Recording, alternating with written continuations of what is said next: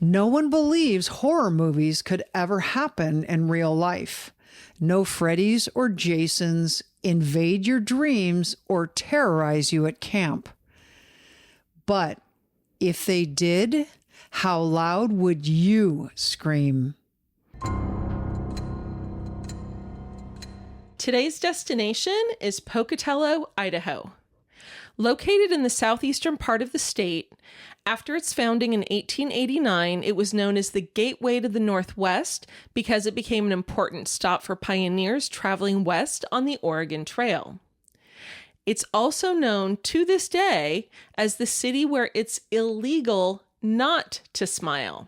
In 1948, a city ordinance was enacted to boost morale among residents after a particularly brutal winter, and it made it illegal to scowl or have any expression that, quote, reflects unfavorably upon the residents of Pocatello. While no longer enforced, if you ever happen to visit Pocatello, you're going to want to make sure you turn your frown upside down. But in 2006, no city ordinance could stop the smiles from morphing into grimaces of despair when one young teenager's life was ended in a deranged quest for infamy. In late September of 2006, Frank and Allison Contreras and their 13-year-old daughter returned home to their house in Pocatello, Idaho from a weekend away. Their house was on a hilltop overlooking Black Rock Canyon. It was on 2 acres of land and had views from almost every room. Since the Contrerases had several animals, they had 2 dogs and 4 cats, they asked their niece, Cassie Jo Stoddard, she was 16 at the time, to come and house sit and feed the animals. Fortunately, she said yes. But when they got home on Sunday, the Contreras' 13-year-old daughter walked into the living room and froze. She then turned around, ran back to her parents, and told them that somebody was on the ground and there was a lot of blood around her. Mrs. Contreras immediately called 911. Kathy and I listened to the audio, and as you can imagine, she was in a stone-cold panic, and she was telling the dispatcher that there was a dead girl on her floor, and she was missing a finger. Shortly after responding, police and paramedics confirmed that this girl was their 16-year-old niece, Cassie, who had died a violent death. Officers who arrived on the scene noticed large amounts of blood around the body and deep lacerations and stab wounds.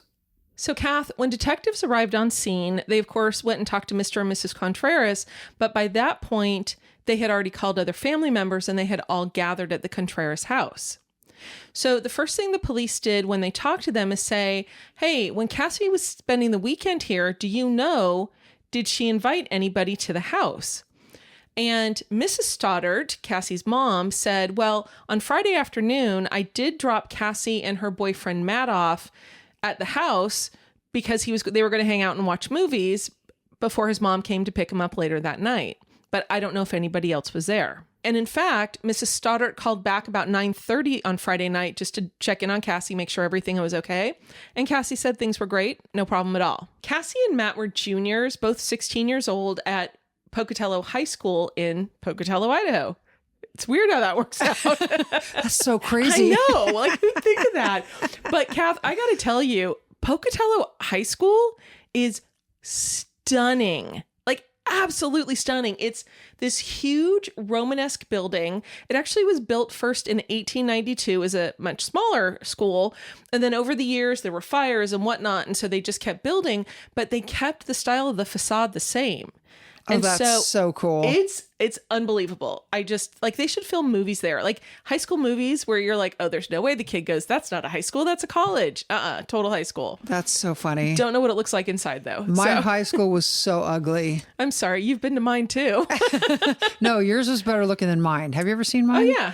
I used to pick your brother up there. UGLY. It you ain't got no alibi. It's alibi. ugly. Yeah, it's ugly. Okay, go ahead.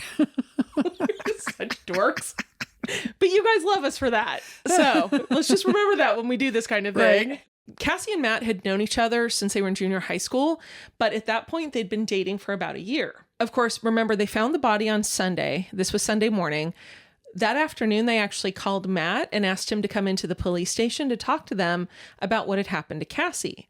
And so they said to Matt, hey, tell me what you guys did on Friday after Mrs. Stoddart dropped you guys off at the aunt and uncle's house. And he said, we hung out for a while, but we invited 2 of our friends over. It was a boy named Brian and a boy named Tori. So this is a little bit like Little Women, where Lori was a boy. Tori's a boy too. Don't know what it's short for, if it is. Don't know any of that.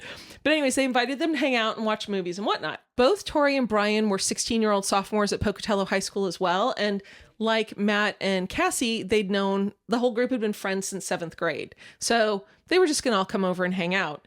So Matt said that Tori and Brian arrived at the Contreras home about 6:30, 7 o'clock. And they spent about 2 hours there watching Kill Bill Volume 2. And then after that, Brian and Tori took off. They said they were going to go watch a movie in Pocatello, like an actual movie in an actual movie theater. So Matt told detectives that about 15 minutes after Tori and Brian left, all the power went out at the house. That would be terrifying. Dark. I know. On 2 acres of land. I know. That's scary. It's on 1 acre of land. It's scary. I know. Seriously. It's scary with neighbors next door. It's scary in a townhouse. Exactly. I don't care how close your neighbors are. It's scary. It's scary in an apartment. Oh, you know my what God, I mean? that's Like, so it's just, scary. it kind of freaks you out. And so after several minutes, a few of the lights came back on, not all of them. But as you can imagine, this totally unnerved Cassie. So Matt's mom was scheduled to pick him up, I think around 10 o'clock or so. And so he called his mom and he said, hey, Mom, the lights went out. Some of them kind of came back on. Cassie's a little haired out about this whole thing. I'm paraphrasing. Exactly. And so can I spend the night with her? And Matt's mom said, absolutely not. Hell to the no. Exactly. But what his mom did say was, if she's that nervous about staying there, I'll pick both of you up. She can stay at our house tonight, and then I'll drive her back to her aunt and uncle's house in the morning. But Cassie was being a very responsible 16-year-old and said, you know what? I promised my aunt and uncle I'd look after their pets. I don't want to leave them in this house alone, especially if there's problems with the lights. So she decided to stay there instead, which I would have done, but I wouldn't have done. Like, I would not. I would have been I think way I would too, have, because I would have way worried too- about the dogs. Oh, I Not would the cats, but the not dogs. have I know you worried wouldn't about have. a single animal. I would have been so out of there. I know you wouldn't have. And here's what's funny, Kath. Do you remember when it would have been my freshman year of college, so it would have been your sophomore year? My mom never, ever, ever left us alone at the house, ever. For good reason. I'm just kidding. No, because Kathy's mom and dad left all the time All for the the time. weekend, and there was 5 of them. And real quickly, side note, I think I've said this before, but when my parents would leave and wouldn't tell us. Right. Like Because they didn't want you to be like, oh, we've got 3 days. How many parties can we have? It would totally be like Sunday morning and would be like, has anyone seen Mom and Dad? Like, ridiculous when I look back on it. But anyway. You were free range children. You were fine. Unbelievable. Yeah. We were not. My sister and I were not. But this happened over Thanksgiving weekend it was my freshman year of college. And I went to high school. I went to a university in downtown Los Angeles. So growing up in Orange County, it's relatively close. And my sister and I had parties. Now, Kathy was there. My sister and her friends were in the family room. My friends and I were in the living room. Never the twain shall really meet. Okay, this is so funny. Kathy was talking about this early. I don't remember going to a segregated party. I'm sure I bridged the divide. Well, you did, because remember, sure I told you I have pictures of it. They're downstairs. I need to show them to you. So classic. But of course, we're going to have a party at Mom's house because she wasn't here that weekend. Right. But for whatever, so all the friends, most of my friends went away to college, like they went out of state. But for whatever reason, and I really can't remember what it is, I was still home on Sunday night by myself. And it might have been to take care of the dog, which is something I would do, which is what actually reminded me of this. But I was so scared, and all my friends are gone. And one of my friends went to college at the same place I did, but he was living with his grandparents closer to the school because it was probably like 45 minutes from where we lived in Orange County. So he couldn't come over and stay with me, but he called me that night. His name's Dave. Dave called me that night and he stayed on the phone with me until I fell asleep. That's super nice. It was so, I mean, I was still scared, but I knew at least somebody would call 911 if, if something happened. They wouldn't find me the next day. Exactly. So that's what this reminded me of. Totally. But I totally don't fault Matt's mom at all for being like, sure, you can stay at the aunt's house. Not that they needed a night for them to mess around, but. Right. Exactly. No, I know Matt's mom was being very responsible. Perfectly appropriate and responsible. Exactly. And Cassie was very brave. She was. She absolutely was. Very brave. Okay, so back to Matt at the station with the detectives. So Matt says he did leave with his mom. He went home, got up the next morning. First thing he did was call Cassie. She never answered the phone. And then he repeatedly called her the rest of Saturday, and she still never answered the phone. I'm not sure why he didn't go over there. And he may have, and the doors were locked or something, but that just, a lot of this is coming out of court records. And so there weren't details for that. Yeah. So we could speculate, but we'd probably be wrong. But here's what stood out to the detectives, Kath, when they talked to Matt, is that, he's the last person to see Cassie alive, and he's 16. And this kid was so nonchalant. He just didn't have a care in the world, was kind of just like joking with them. No, this might have happened and blah, blah, blah.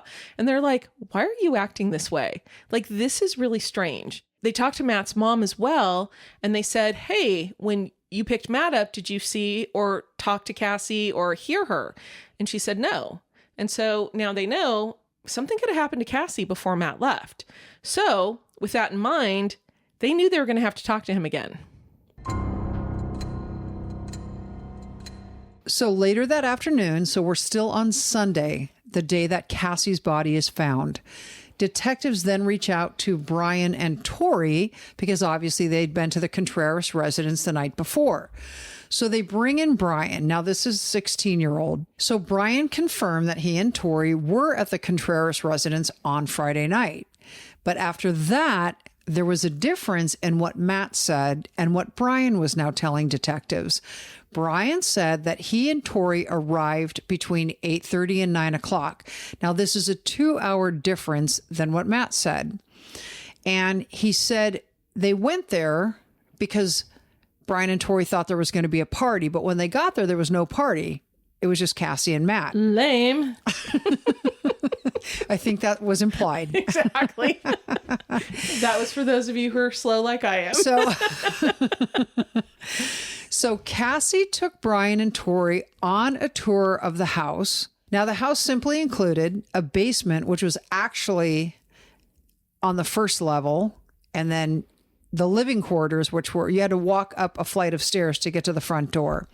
Anyway, she gave them a tour of the house, and then all four of them settled down and they watched Kill Bill Volume 2 until Brian and Tori decided they were bored and they wanted to actually go into town and see a movie, as Kathy mentioned earlier. Now, this is how you know that Cassie's brave, because she watched Kill Bill Volume 2, but knew she was going to be by herself that night. I could not. Super violent movie. Yeah. I couldn't have watched Bambi and been okay. And here's the deal. I like scary movies, but only if somebody's sitting next to me. And we'll be there with you for the rest of the time. 100%. Anyway, so Brian told detectives that when they got to the movie theater, it was too late to see the movie they wanted, so they saw a different movie instead. And it was a horror movie called Pulse. And when detectives asked Brian to write out his story, he did. So detectives now speak with Tori, and Tori shows up at the police station with his father, who sat in the interview the entire time. And basically, Tori substantiates everything that Brian says. So now detectives are left with the thought, well, this is weird. Why did Matt give this 2-hour difference in time? We got to bring him in again. So the next day, Matt comes back to the station, okay? And he tells detectives, by the way, I forgot to tell you something. After my mom told me that I was not allowed to spend the night at the Contreras home with my girlfriend, Cassie. With my underage girlfriend. Exactly. Well, they're both underage, yes, but you know, yeah. But anyway, he tells detectives, I called Tori and I said, hey, I'm leaving. My mom won't let me stay with Cassie and she's going to come pick me up. Maybe I could hook up with you guys later. What are you guys up to? That kind of thing. Anyway, They never wound up seeing each other again that night. So when he's at the police station the second time, Matt's parents give detectives permission to administer a lie detector test. So Matt goes forward with a polygraph and passes with flying colors.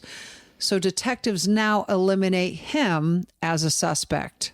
So, Kath, now that Matt has passed this lie detector test, detectives are fairly certain that Brian and Tori are hiding something from them. So they want to bring him back in again. They start with Brian. And just to describe them a little bit, Brian, both of them are 16-year-old boys. So dorky, Right. Which actually Matt wasn't. Matt was really cute. I would think he was a popular boy just based on how he looked, if I'm just basing on appearances. You're like, if I'm being my shallow self. Exactly. But Brian had a horrible stuttering problem. And when he got tense, which was, if you're 16, you're in an interrogation room with police, and his parents for the second interview were at the station, but they were outside. I don't know if they were looking in through a two-way mirror. I don't know if they were watching a video feed somewhere else, but they were. $10 says they were in the lobby. I bet you anything. Do you think so? Yeah. Okay. I was actually having them watching a video feed in the bullpen for the detectives with coffee and a donut. Oh, okay. I kind of, why not?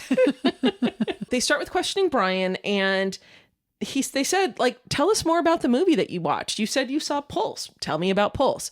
And as he did the first time where he was kind of being vague, he was doing it again. And honestly, it was so hard to watch his stuttering. I felt so badly for him because clearly he was tense. And so he's like, well, there was this guy and he's like, well, I don't know. There were these girls who were sitting next to me and I was talking to them the whole time. And the detectives were like, okay, hold the phone before you try and, build this up more. Let me just tell you what the other detective and I did yesterday. We went to the movie theater and saw Pulse. So we now know what it's about. You tell us what it was about. If you're going to try and lie, we've seen it recently. So you go. And oh, by the way, we talked to one of your classmates there, and she was working the night you said you were in. She was selling tickets, as a matter of fact, and said that neither you nor Tori were at the movie theater at all.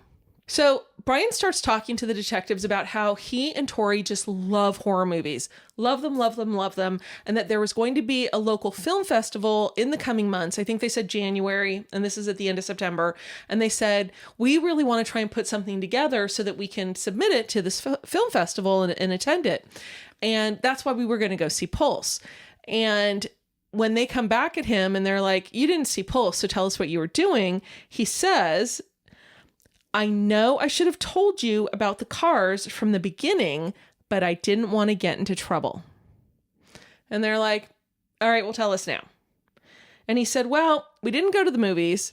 Instead, what we did is we stayed in the neighborhood where Cassie's aunt and uncle lived, and we started going through cars. And by going through, he meant they would go to the different cars, all the ones, on the street, in the driveway, whatnot. They would try the handles. If they were unlocked, they would go through the cars and see if there's anything valuable. And if there was, they would take it. And if not, obviously they'd move on to the next car. But it was something that they'd done for years. So they now have this confession from Brian, right? That he did not go to the movies, which also means Tori didn't, and what he'd done with his time that night. So now detectives have Tori in the other room. And so they go, okay, Brian, you stay put. We're going to go talk to Tori. So they toddle on off to Tori as one does. A lot of people seem to do that, don't they? It's really weird. You love that description. They toddle on off. We got to use the fingers. Toddle on off. So detectives told Tori that Brian actually admitted that the two of them had never gone to the movies. And Tori, at this point, immediately responded and said, I know I should have told you about the cars in the first place, but I didn't want to get into trouble. Sound familiar? So the detectives, of course, were like, okay, clearly they decided on this alibi ahead of time. It's no good, but they're going to push Tori a little bit further. And they said, what kind of cars did you go into that night? What were their colors? What were their makes? What were their models? What'd you get? Did you find anything? And Tori said, it was dark. I don't know what their colors or makes or models were. And, volunteered the information where he goes, but you won't find my prints because, I did this with my sleeve and I used this then to open the doors. So don't look for prints. And they said, well, what did you get that night? And he said, oh, nothing. There wasn't anything there for us to steal. Detectives now left the station with Brian and his parents because Brian's parents had given them permission to search their son's room in case there were things there that might tie them to this murder. And Kath, while they searched, so Brian had already told detectives that he and Tori loved horror movies.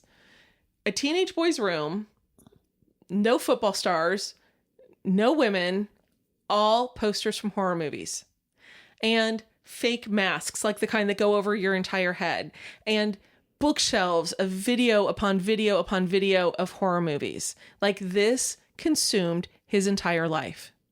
So detectives went through the room and they did find a knife sheath, which Brian said actually belonged to a friend of his, but he didn't know who had the knife. He thought his friend did, but wasn't sure. They didn't find anything tying him to Cassie's murder. So Brian and Tori are brought back to the police station for a third time. And this time the detectives were sort of gloves off. I was just going to say, no kid gloves. Exactly. And it's like, you better tell us what happened if you want a deal. And then to the other one, you better tell us what happened if you want a deal. Somebody better cough up the truth. And whoever's first gets the deal. Yeah. Winner, winner, chicken dinner. Exactly. So Brian's parents were in the interrogation room with him and they told Brian, you got to do the right thing and you have to come clean. So according to court records at this interview, Brian tells detectives, listen, when Cassie gave us a tour of her house, Tori and I unlocked the basement door so that we could pretend to leave and then come back and scare Cassie and Matt. Brian said that after he and Tori left, they got into Tori's car and just drove a few blocks. They then opened the trunk and they had stashed a bunch of stuff in there. And so now they're putting it on.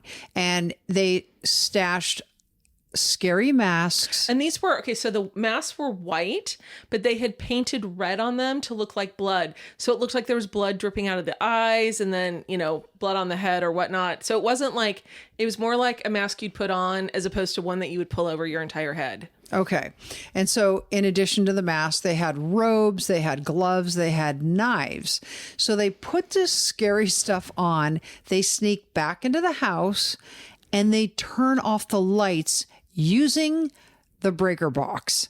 And so they're hoping that Cassie and Matt will come downstairs into the basement so they could scare them.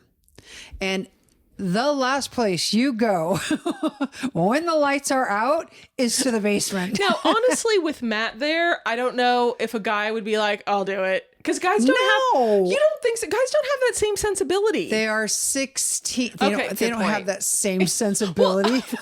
Okay. Oh my God.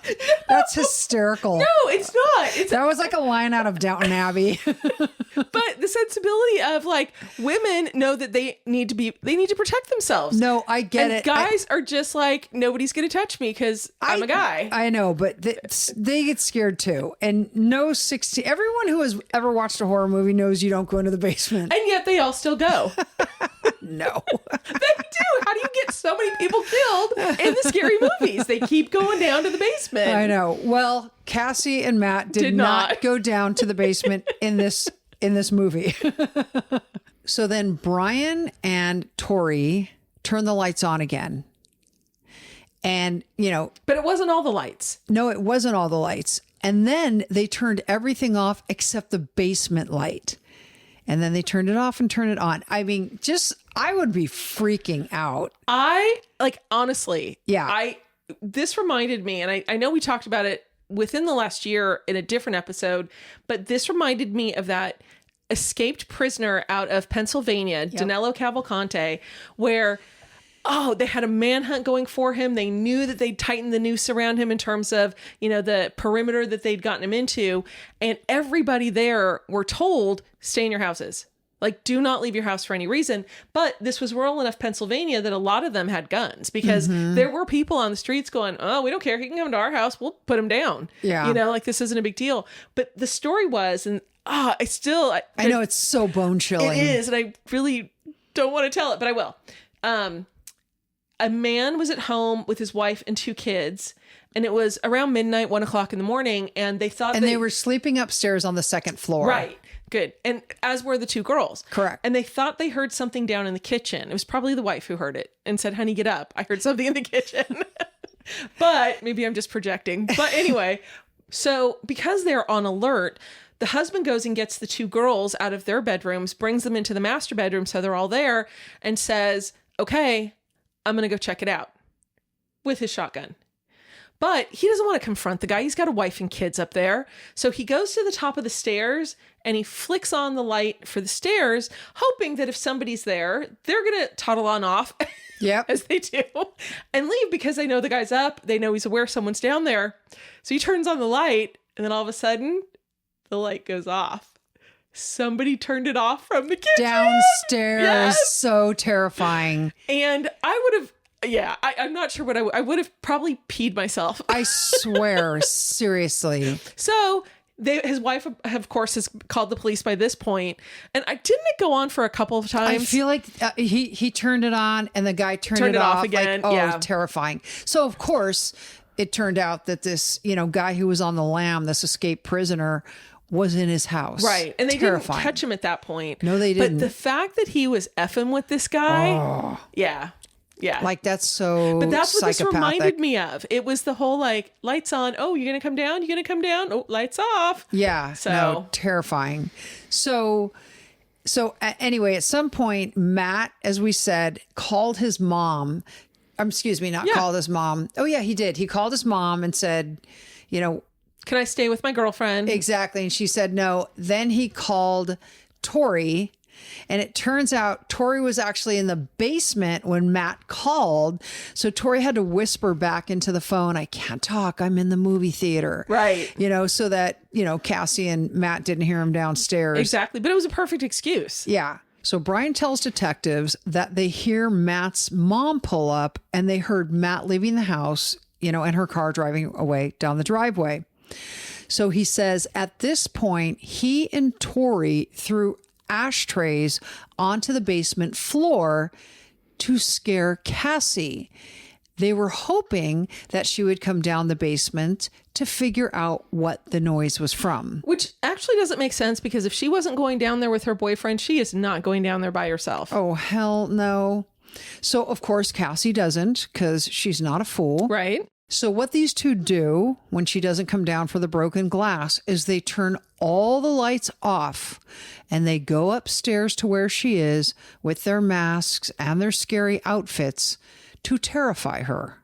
When Brian heard Cassie screaming, and it was real screaming, he told detectives he realized that Tori had actually stabbed Cassie for real. So detectives ask him, did you have anything to do with it? Did you stab her? And he says, no. And Brian told detectives, he thought that Tori had stabbed her like 4 or 5 times. Okay. Yeah. And he completely denied that he had touched Cassie at all. Brian explained to the detectives that the entire scenario, the scary mask, the knives, the this, the that, unlocking the basement door, flashing on and off the lights. It was all designed to emulate the movie Scream. That's what they were trying to do, was recreate that terror. So after Brian describes to detectives what had happened when Tori and Brian had gone up to scare Cassie, detectives asked Brian, well, what did you do with the evidence afterwards, right? Because they had knives and robes and gloves and masks and all of that to get rid of. Brian described that they had gone into Tori's car and driven back to Tori's house. Tori went inside. He got a blue trash bag and rubbing alcohol. And so they put all of their stuff into this blue trash bag, everything that had any evidence on it at all that they thought. And they took it out to this field, kind of in a ravine, where they poured rubbing alcohol on top of it and then set it on fire and left. And so the detectives were like, can you describe where this evidence is? Maybe we can go find it. And Brian said, I can't really describe it to you at all, but I can take you there. Brian led detectives to the Black Rock Canyon area. It wasn't directly behind where Cassie's aunt and uncle's house was, but it was close by. And just as Brian described, they were able to very shallow burial. Like it wasn't, this very deep hole that they put it in. It was just kind of they put the stuff in a very shallow hole and then put a little dirt on top of it. But they were able to find it. They opened it up. Hardly anything is burned. And part of me wonders if it was because there was so much dirt around, but I also don't know how flammable is rubbing alcohol. I have no idea. Well, apparently not good enough because pretty much everything was unscathed.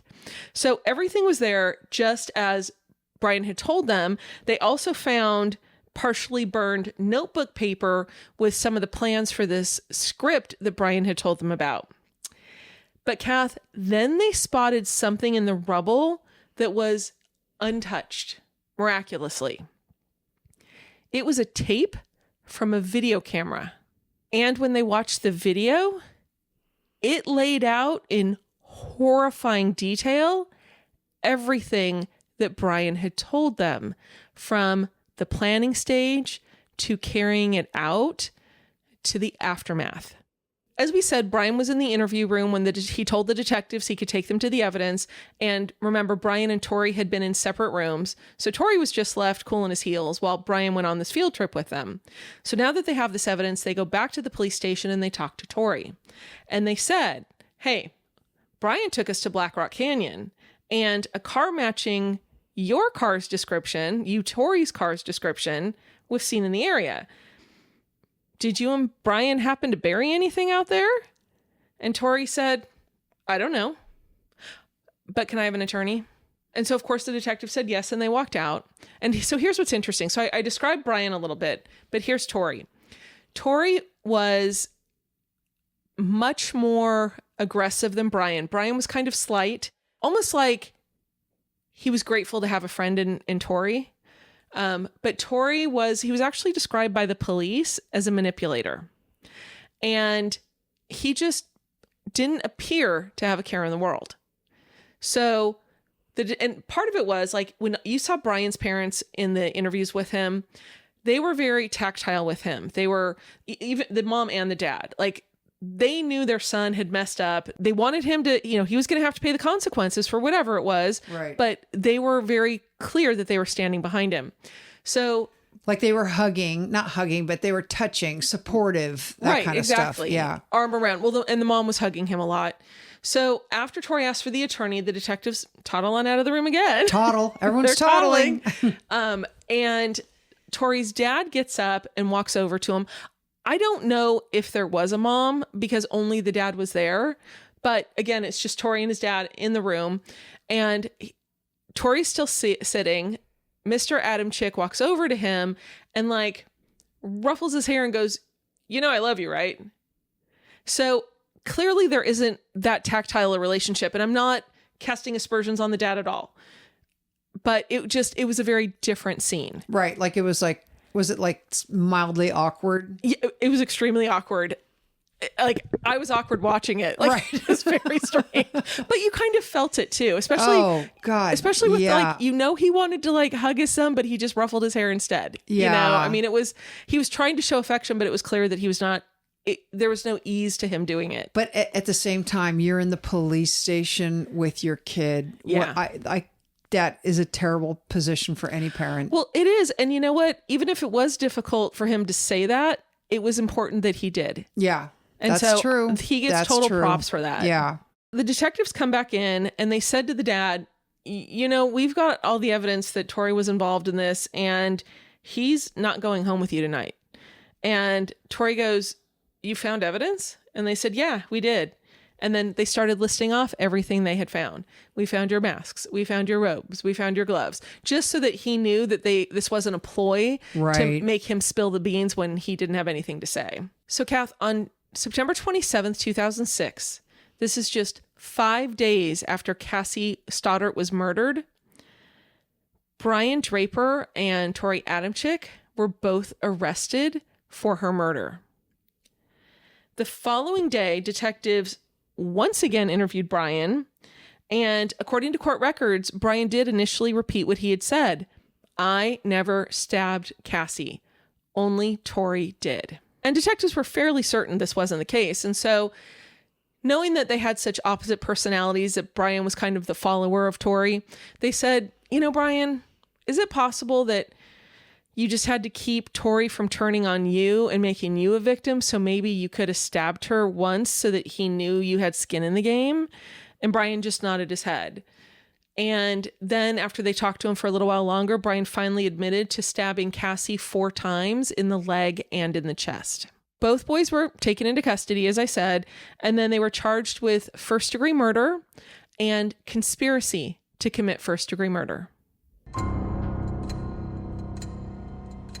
So 3 days after the boys were arrested, now this was 8 days after Cassie Stoddard was murdered, her family and friends got together for her funeral. And there were about 500 people who attended. Now, again, this was family, friends, classmates, police officers, etc. So at St. Anthony's Chapel, Cassie was remembered as very funny and very outgoing. She got good grades in school. She was talking about going to college. By all accounts, this young lady was artistic and lovely and had a very bright future. And she was also a typical teenage girl. So tons of flower arrangements were at the chapel and draped over her casket. And there were actually several drawings around the church and on display in front of her casket, that she had done herself. And her cousins and classmates served as pallbearers, which I can't imagine a sadder scene. I know. There is nothing sadder than a young person Teenagers should dying. never have to do that. Oh, horrible, horrible. So both boys were tried as adults. And in the state of Idaho, if you're between the ages of 14 and 17 and you commit one of 9 very specific crimes, including murder, you're automatically transferred to adult court. These two were tried as an adult, and they were actually initially scheduled to be tried together.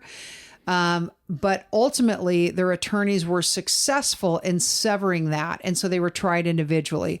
A lot of times when there's going to be duplicative evidence and there's, accusations of conspiracy, defendants get tried together. But again... And they committed the crime together. Yeah, their attorneys... Yeah. They planned it together. That's they committed the whole it together. Duplicative evidence stuff. Yeah, exactly. And so their attorneys were like, yay, we get separate trials. And I'm sure that's exactly how they were quoted I was just wondering in the about newspaper. That. Yeah. Now 17-year-old Brian Draper's trial started in April of 2007. This is about 7 months after Cassie Jo Stoddard was murdered. The prosecutors contended that the motive was basically the fame that they wanted. They wanted to be famous serial killers. They wanted everybody to know their names, and they wanted people to be in awe of them, essentially. Honestly, one of their stated goals was that they wanted to kill as many people as they could before they were caught.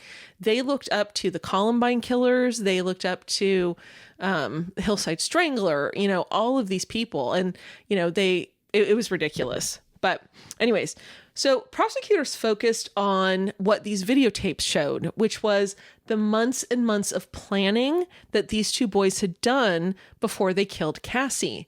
And it was, like we said, they had started writing a script because they wanted to have this horror movie part of a film festival. And honestly, I didn't look it up. I don't know if there actually was a film festival, but that's what Brian had told detectives. But it was all of that. It was, they went and got the things that they needed to wear that night. They planned when they would do it, who they would kill first, and how they would do it. And then in addition to the planning, the prosecutors focused on the depravity of the murder. The medical examiner actually testified that in his autopsy, he determined that Cassie had been stabbed at least 30 times, 12 of which were possibly fatal. I hope that poor girl died quickly. I know. And we said in the beginning that she was missing a finger. Right. I'm assuming she was fighting and it was sliced off in the melee. That's my guess. That was never explained to us. Exactly. And you're right. I would assume the same thing. But actually what they did, Kathy, is at this trial, the medical examiner was allowed to show photos of Cassie Jo's lifeless body to the jury. Yeah. And apparently, as you could imagine, that hit them hard. And Kathy, in a blow to the defense, the judge granted the prosecution's request to show the videotapes, or at least portions of the videotapes, to the jury. Now, remember, Brian Draper had said, this wasn't me. This was all Tori. Yeah, I did stab her now because I didn't want him to get mad at me. He had told me that, he would kill me if I told the authorities. Yeah, Brian said Tori would do this to him. And so that was what the defense was kind of counting on. But you look at these videos, and that's not how Brian portrayed himself as he filmed it. The video started on September 21st. This is Thursday, and it was the day before Cassie was murdered. Now, I thought the detectives or the prosecution said they were videos in the months leading up to the crime. Yes, there were videos. They did find videos in the months leading up to the crime. However, what they showed here in the trial, oh, I see, was just in the days right before, and then in the days following. Okay, and to be clear, the murder itself was not on the video. Correct. Okay. The first video that was shown was taken on September 21st, as I said, the day before the murder. And the video transcripts were part of the court records, pages and pages and pages and pages. And pages and pages. So we're going to, paraphrase. Right. And Kathy's going to do it with a British accent. I'm just kidding. Can I do it with a German accent? Ooh, Southern. Y'all, this was cray cray. That doesn't even sound Southern. No, it does not. Okay, please, if you're Southern, do not come at me. Yeah, it was exactly. all done in fun.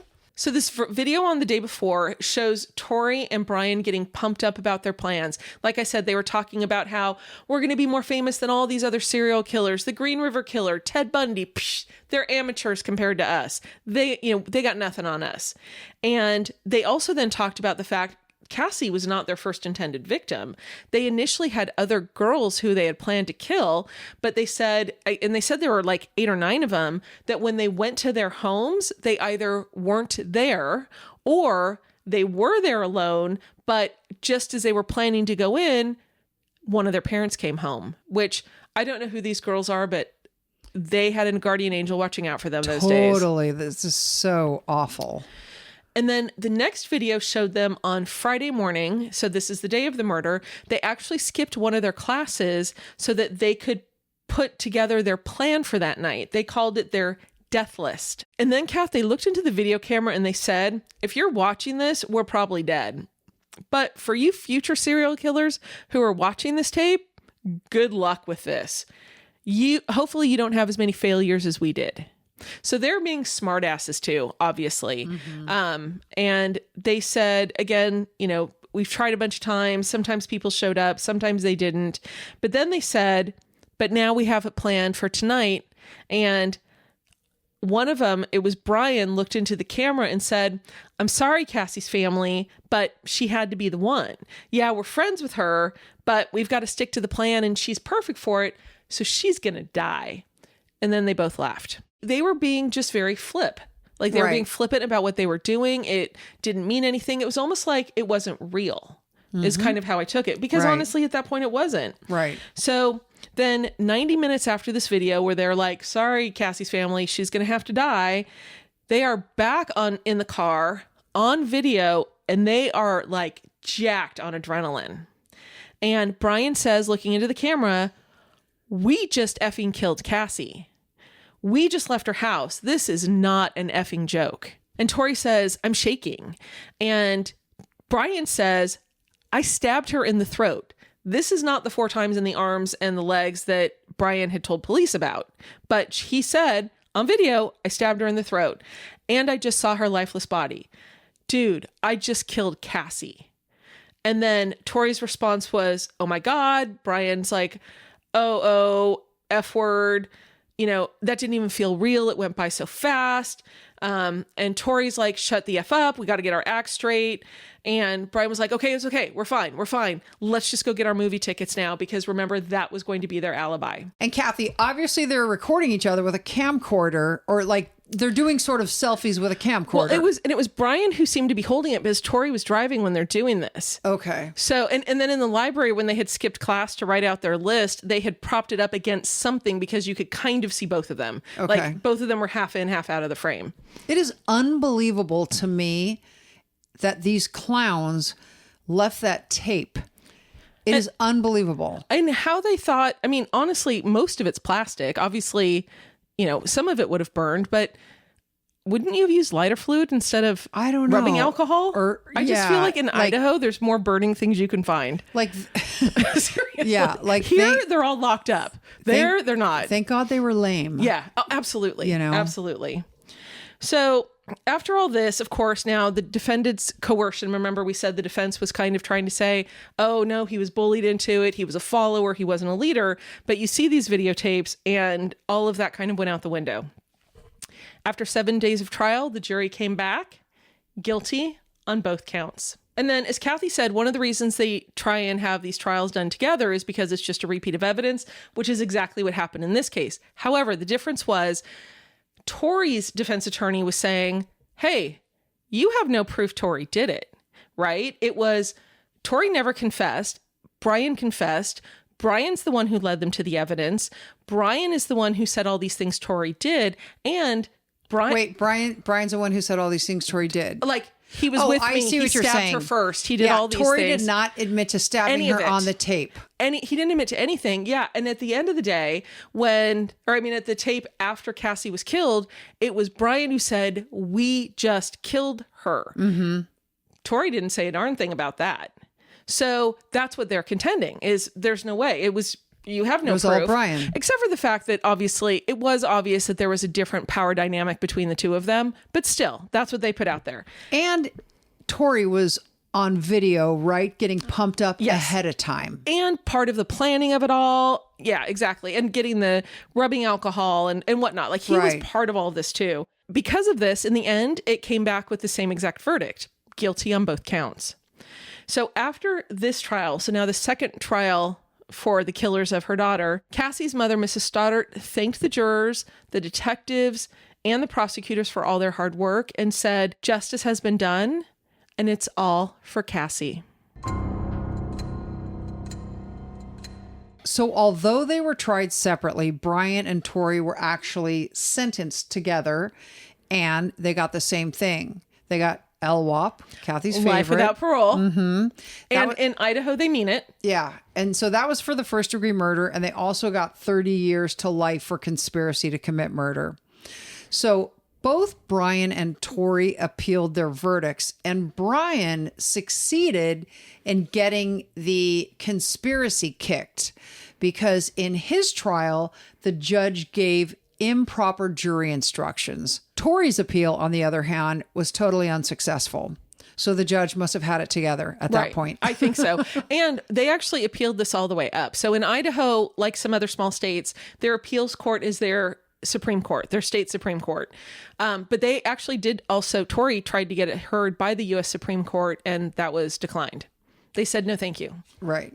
Interestingly, there was a glimmer of hope for both of these young men because in 2019, the U.S. Supreme Court ruled that mandatory life sentences without the possibility of parole for minors were unconstitutional. However, it didn't qualify in these two cases because in Idaho, the judge had the option of giving LWOP. It wasn't a mandatory thing. So they're like, too bad, so sad. Mm-hmm. You guys have to stay in jail. Prison, really. Quote. Exactly. End quote. End quote. The now 35-year-olds are serving their sentence at the Idaho State Correctional Institution in Boise. See you later, alligator. Thank you for listening. Yep, that too. Free 7-day trial at Patreon at the $10 level. Yep. We've had a couple people sign up for it, so thank you for doing that. And another thing, we said that we would not tell you to download again, but turns out we lied. Yeah, could you download? Please download. Please. And watch on YouTube if you're not already. Okay. Enjoy spooky season. Thank you.